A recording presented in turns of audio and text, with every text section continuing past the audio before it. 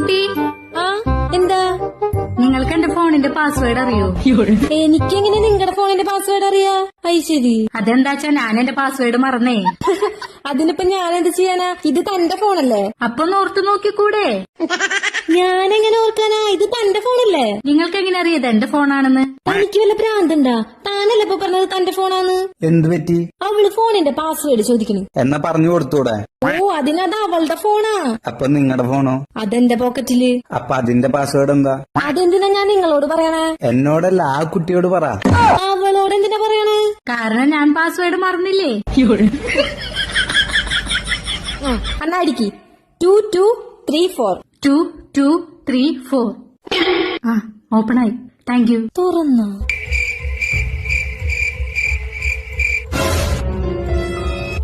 അവളുടെ മോഡെന്താ ഇവിടെ?